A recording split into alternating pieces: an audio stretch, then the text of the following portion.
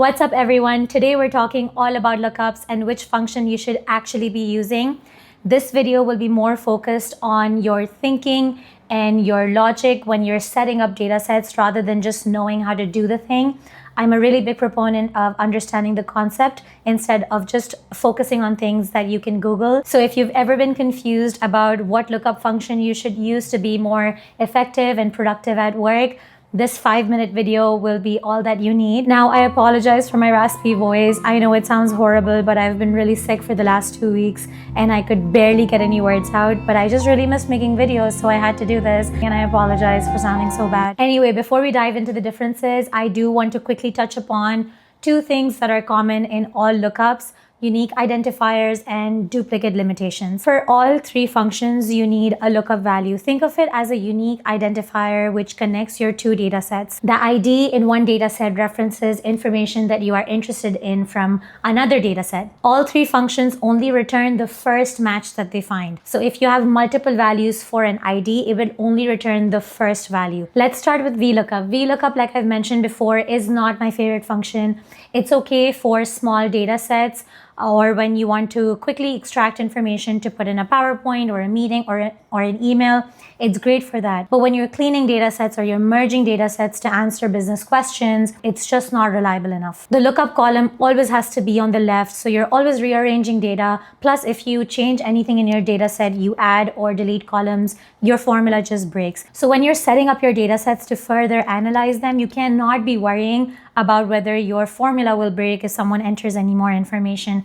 And so I would stay away from VLOOKUPs unless, like I mentioned before, it's for a quick task. However, you still need to know how to use VLOOKUP. So if you're interested in how that works, I have a tutorial in my last video, so you can check that out. The next is index match. Now, index match has been my go-to function since 2016, but mostly because I discovered it then. I was working as a co-op at a startup, and it was way more flexible than VLOOKUP. You didn't have to make sure that your lookup value was in one particular position. It could be anywhere. When you're setting up your data sets or when you're merging different data sets, this flexibility is huge, especially if you're working with a lot of data. And because it's an older function, it works on every version of Excel, so you don't have any compatibility issues. It is a little complicated because it's 2 functions working together.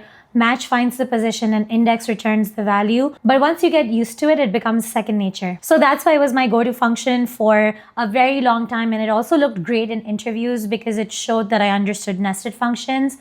However, Xlookup at that time did not exist. Now that it does, the real question is whether index match is actually better than Xlookup, and the answer is no. Xlookup is Microsoft's newest lookup function, and after looking into it a bit more and reading your comments, I can see why so many of you were pushing me toward it. It's just 1 function instead of 2, plus you can specify what to return if you don't find a value. In index match, you would have to use the if error function to be able to do this. And here's why that matters. When you're analyzing data, efficiency is everything. You want to spend more time analyzing the data and understanding what the data is trying to tell you, what story it's trying to come up with, rather than making sure that your functions work. Now, when you're working with a lot of data sets, you have to bring everything together.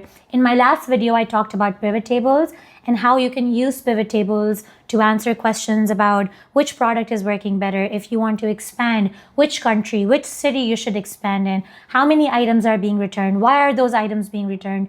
These questions can all be answered with your data. However, you have to bring everything together. But like I said, you want to spend more time on that. And so you want to be confident in your lookup functions, in the functions that is bringing everything together. And you want to make it easier for yourself. Xlookup is more efficient. It will increase your productivity and it will reduce errors. And even in interviews, your logical and structural thinking matter more than just showing that you can use formulas. Now, the catch with Xlookup is that because it's a new function, it's not compatible with all versions of Excel. So when you're sending out your Excel to somebody else, make sure that they have the same version as you do, so you know that Xlookup will work on their computer as well. So after looking into Xlookup and reading all your comments, I have to admit that I will be making the shift to Xlookup as well. I've just been using index match for the last almost 10 years. And so that's why I'm more comfortable with it and I like the flexibility. But like I mentioned, Xlookup gives you everything in a smaller cleaner package. But the important thing is that you don't overthink when you're working with data. Whatever works best for you and whatever gives you the confidence that your data is correct and that you've brought everything together with ease and efficiency, that's the function that you should be using. If you found this video helpful, don't forget to like it and subscribe so you can see me again. I have lookup tutorials in my other videos, so go check that out as well. I'll see you next time. Thanks for spending your time with me. Bye.